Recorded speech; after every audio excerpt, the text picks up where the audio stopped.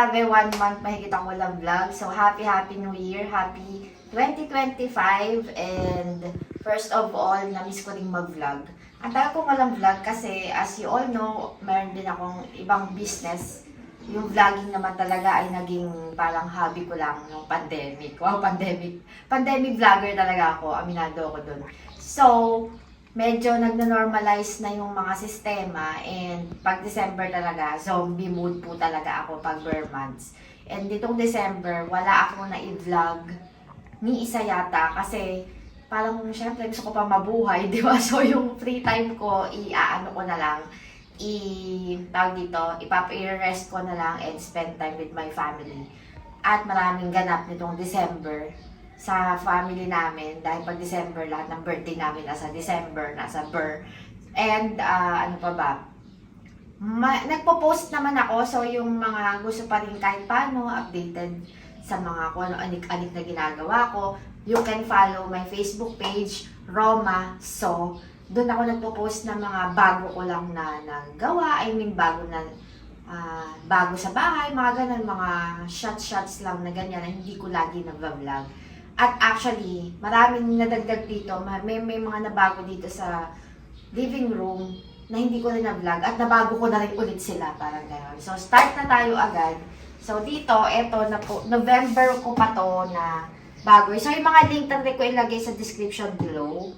Ito ay 200 cm ang haba. Ito yung longest na nakita ko kasi siguro simula lumipat kami dito, pang third pa lang to, since 2017, pang third pa lang to na nabili namin na, or nagamit namin na, tayo dito, TV console. So, ito, 200 cm to from Lazada. Yung una namin is actually, yung una namin dito paglipat namin is hindi niya na masyado na matagal yun. Parang shoe cabinet yun na dalawang pinagdugtong. Kasi alanganin pag isa lang.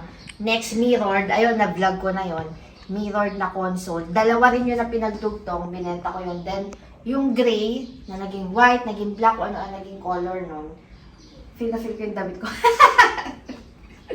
So, anyway, ang tag ito, so, and then ito, naghahanap talaga ako lagi ng mahaba. Kasi yung gray na yon, yung iba talagang kabisado na yung mga pinagagagawa ko. Nag-add ako ng isa pa, parang maliit na cabinet doon, para humaba tingnan. Kasi yung TV namin, 65 inches. So, medyo nasa roll kasi yun. At isa pa, yung roll naman yan ay hindi ginagawa kung hindi maganda tingnan. So, in short, maganda tingnan kung malaki ang TV nyo or any size of your TV, mas mahaba yung console sa baba. Kasi, para hindi naman parang mas malaki pa yung TV nyo sa media console or TV console. Dapat mahaba siya. May space each sides. So, yung dati namin hanggang dito, nag-add ako lagi. So, ito yung pinakamahabang nakita ko, 200 cm. And, wood to. Wood. Hindi siya solid wood karamihan naman ngayon. Hindi naman talaga solid wood na. Pero, ang ganda niya, para siya talaga totoong wood. Ito, ganito yung color. So, syempre, feeling ko parang madilim yung una. Gusto ko siya, ganyan. Tapos, hindi rin ako natiis. Nilagyan ko rin siya ng wallpaper na white. Hindi siya white na white parang ash white na may wood effect. So, yan. Tapos, ang maganda lang dito, mas mahaba itong drawers. Tapos, ito dito, yung gamit ni Rafa na magulo. Yan. Tapos, doon yung mga papers kung anik-anik. Yun. So, mas mahaba siya. So, yung number 1 na mas nabago dito. Next naman, ito. Hindi ko sure kung na-vlog ko naman ata to, pero isa pa lang. So, ginawa namin dalawa para mas balance. And, wala nang shelf dito sa taas. Yon, that's another one na nabago. So, we added, kasi, di ba parang floating shelf yon na nakaganon, may drill dito, may drill dito. So, nag-add kami ng floated dito para matakpan yung na-drill. Tapos, etong mirror, ang sabitan talaga nito, dito banda, para matakpan, tinaas namin dito, which is, it worked naman. So, pag medyo maliit ka, like si Rafa, hindi mo pakita masyadong sarili mo dito. But, actually, this is for aesthetic purpose lang naman, parang ganun. Hindi naman siya para sa laminan talaga. Para lang hindi empty. Kasi we tried din na wall art dito talaga. Magulo, medyo hindi ko type, so okay na yung mirror. And then, eto, nagbalik dito. Actually, pabalik-balik na meron dito yung swamming na na-post ko before. Na-vlog ko rin yun. So, eto mga The other day lang to dito. Nirepat ko to kasi ito sobrang lush na nito. Tatlong parang puno tong trigona na magkakasama. Inalis ko na yung isa din sobrang lush niya na. So nilipat ko dito. Yan. And next, etong tag dito. Maliit naming living room ay tatlo talaga ang pinaka-focal point syempre sa may TV side. Pero dahil ano tayo, competitive tayo, lahat focal point. So ito yung pinaka-simple na part. Before, meron tayo ditong mirrored na table na matagal na. Inalis ko yon and ang pinalit ko ay payat na, ito pakita mo siya. Aking videographer. From Lazada, bago din to. Mura lang to, parang mga 1-1, mga ganon. Or may mas mura pa, depende sa height and size. Pinantay ko talaga siya dito sa sofa. Ay, sofa namin may something now. Tagal na kasi 2021 pa to. Anyway, may mga shelving din siya sa ilalim. Yung iba ginagawa siyang plant stand, console, pwede rin. So, nilagay ko siya dito kasi sakto siya. 20 cm lang siya. Tapos, andito pa rin yung pinakamamahal naming lamp na ang tagal-tagal na 2018, 2019 pa to. So, dito sa part na to, dahil may plants dito sa stairs, gusto ko simple lang siya. At lalo na, nung nilagay namin to dito, may Christmas decor pa dito sa hagdan nun. So, parang ayoko na siyang masyadong maraming ilagay. So, itong dalawan to, na ceramic pot to, na may paa sila. Dalagyan na naman akong anik-anik ng mga salamin. Ano yun? Yung mga laging hinahanap. Yan, nandyan. Lagay ng wallet, sombrero, ganun. Tapos dito tayo sa kabila. Ito. Yan. Ito, bagong balikan to dito. Kasi, ang tagal niya dito, sabi ko, parang magsawa ako sa kanya. Ito yung last vlog ko eh. Si Swami. Lumaki na rin po siya. Ang naging issue ko sa kanya, once a week nilalabas ko siya, or minsan dito ko nadidilagan. Ang naging kasalanan ko pala, hindi pala issue, may kasalanan ako sa kanya, is, dinilikan ko siya ng Miracle Grow. Kasi pagbili ko, ang daming flowers nito. Sabi ko, parang natatanggal na yung flowers, lagyan ko nga ng Miracle Grow. Eh, nakalimutan ko na kapag nga pala may pagka-variegated or may variegation or light yung plant, sobrang pagmatapang yung may something sa mga fertilizer, nawawala, nagda-dark yung leaves. So, yun nga ang nangyari. Ang ganda pa naman ng, nung una-una, nakakatawa talaga ako. Nung una-una, ayoko yung pagka-light yellow-green niya. Sabi ko, masyado siyang light. Parang gusto ko green lang, ganun. Nung nag-dark siya, na-miss ko yung light green. Pero may mga ibang part pa naman, lapit ka, may mga ibang part pa naman na like yung mga usbong. But lahat talaga nag-plain green na sila. Ayan o. Instead na before, puro ganyan yung color. Ayan na light green. Ganyan. Actually, tinirim ko to dito kasi gumagano na siya sa sofa. So, yung nakatabi dito, laging nangangate. Ayan. Pero okay pa rin naman siya. Hindi ko siya ma-let go because of its shape. Kasi ito talaga yung hinahanap kong shape ever since. Kasi may parang peg ako. Na ano kasi ako, na elegantehan ako sa pagano niya. So, hindi ko siya ma-let go. So, ngayon, binali ko siya ulit dito. Galing to sa tabi ng TV. So, ayan, inusog ko na lang dito, kaya ito ay parang nakasandal dyan. Yan. Tapos, isa pa. Ito. This is parang birthday gift ko for myself. Wow, ate. Kahit naman hindi birthday, gumagastos. Ang cute niya. Ang tagal ko na dati na kung matatandaan nyo, meron ditong parang accent chair na ito nung 2021 na nag-ayos talaga kami. Parang re-decorate talaga, ganyan. Meron dito medyo malaki na white, nabili ko lang yun, white accent chair, nabili ko lang yun na second hand. So, gusto ko yun. Problema, masyado siya malapad. So, mga 2 years din tinagal dito lang, tapos binenta ko na siya.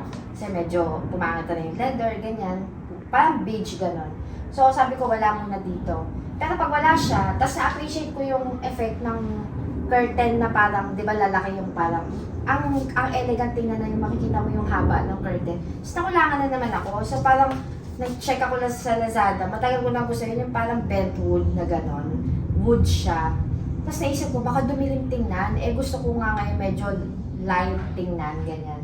So nakita ko to. Local lang, local o China, ganun. Sanyang yung name ng ano, siguro familiar kayo dyan kasi lagi yan sa mga department store, usually, mga SM, ganyan, may Sanyang na brand. So, hindi po siya parang mamahaling brand. Carry lang, carry. Maasa, carry, ganyan. ang nagandahan ako dito, ang cute niya. Nauso kasi to 2024 yung ganitong style. Hanggang ngayon naman. At metal yung legs niya. So, matigas siya actually, matigas siya. Hindi siya ganun ka parang sobrang sarap upuan, but matigas. So, ayan, nakaganyan ka lang. Sakto lang din yung size niya. Hindi siya sobrang lapad. Pabilog pa siya. So, bagay siya dito sa corner na to. Sa Lazada ko siya in-order. Parang 6,000 plus yata siya. Pero dahil tayo ganado sa buhay mag-order online, ang dami kong coins, dami kong voucher. At sale pa nun, tinaon ko siya na 12/12. After na nga siya talaga ng birthday ko nung na-order ko siya. Parang 2,000 plus yung less. Ganun kalaking less. So, ayan siya. Actually, kahit ano yung iharap mo sa kanya, ayan o, may design. Ganda, diba? So, ganda niya. Tapos, mukha namang matibay kasi matigas, makapal yung foam. Mabigat din. Ayan, ang ganda, diba? So, minsan, naisip ko parang, pag namimiss ko yung ganyan effect, ayan o, ang ganda din ang effect na ganyan lang, diba? Na simple lang. Kita mo yung haba ng parang nakaka-high ceiling lalo. And, last, etong curtain. So, since 2021, ay, yung pandemic, ang curtain lang namin puro ganito, sheer. And then, noong 2021, nagpalit ako ng parang mocha yung color, which is bagay sa color of the year ngayon. Pero noong December, naisip ko, parang gusto ko ng medyo off-white or medyo cream na parang ano lang, yung malamig tingnan lang sa mata. Although gusto ng husband ko yun. Tapos pinalit namin to, ayan. Ito, hindi naman to custom made, pero mura lang siya. Per panel, ito, 400 plus lang to, 9 feet. So, kung mas mababa yung ceiling nyo, mas mura. Talagang chinaga ko lang to na planchahin kasi para yung pleats niya, kasi medyo pasaway yung pleats nito, yung ganyan niya. So, ayan, ang ganda. So, 2 panels doon, 2 panels dito. Actually, meron din akong binili para sa dining. Pero medyo hindi ko type yung itsura, so inalis ko, nag-all white din ako doon. So, ayan. Makapal yung tela niya, blackout. Ang ganda. Although iba talaga yung bagsak nung pina-custom made, mas mahal naman kasi talaga yun. Ang laki ng difference sa price. But since parang pang accent lang siya sa side, tsaka mas lumaki yung window tingnan yun. So, ayun ang mga nabago. Ang dami, di ba? But basically, yung mga center table, yung sofa, ayan, sila pa rin yan. Eto, malapit na. May taning ng buhay ito. Hindi kasi namin ginagamit. So, although medyo depressing yung mga TV ngayon kasi parang dati di ba pati bayan ng mga appliances ngayon parang pabilisan silang masira. Kakabili lang namin ito ng November 2019. May something na siya sa LCD. Although napapanooran pa lang. Pero para na siyang pad paper ng bata. Niloloko ko to dati kasi ano ba to? Blackboard ba to? Kasi hindi talaga ito binubuksan. Kasi, syempre, yung baby namin dati, sila pa naka-iPad, naka-cellphone, kami, ganun din. Minsan manood ka ng Netflix. Kasi hindi ako makatagal na nanonood sa Netflix, sa TV, nang wala akong ginagawa. Ganun naka-workaholic na parang nakatanga ako sa TV, hindi ko kaya. So, anyway, or may basketball, ang finals, mga ganun na nabubuksan. Hindi na siya blackboard. Ano na siya, pad paper, may margin na siya. May margin na siya dun sa isang side na gano'n. But anyway, hanggang napapanooran, hanggang bubukas, hindi papalitan yan dahil para masulit. Ang mahal-mahal ng TV, tapos ang bilis-bilis masira. So anyway, ayun lang. Medyo, kung mapapansin nyo, medyo nandun pa din ako sa pinapanindigan ko pa din yung minimalist era ko. Unlike before na sobrang, di ba, ang dami nangyayari, ganyan. So, mas naging minimalist pa ito tingnan dahil inalis namin yung shelf. So, yun ang mga nabago po. So, tapos itong kamay na to dito ay nagsisilbing taga-sukli sa mga dumadating. Taga-bigay ng tape at lagay ng mga susi. Siya lang ang may karapatang mailagay dyan. Yan. So, sa lighting, mga accent lighting, nasa warm white pa rin tayo. Yan. So, yun lang naman po ang nabago. So, kung may mga question, links and everything, lalagay ko po sa description ng video. Pero pwede din naman kayo mag-comment kung tamad kayo magtingin ng... Although alam ko naintindihan ko yung iba, parang hindi naman tamad, but hindi lang makita rin minsan yung link. So it's okay po mag-comment na lang. And ayun, na-miss kong tumagdag kaya ang haba ng vlog na to kahit ang liit naman yung lugar na binablog ko. At mainit na yung suot ko, hindi kasi kami makapag-electric fan dahil maingay. So, magkakaugong effect. So, ayun na. Thank you so much and Happy New Year, everyone. God bless.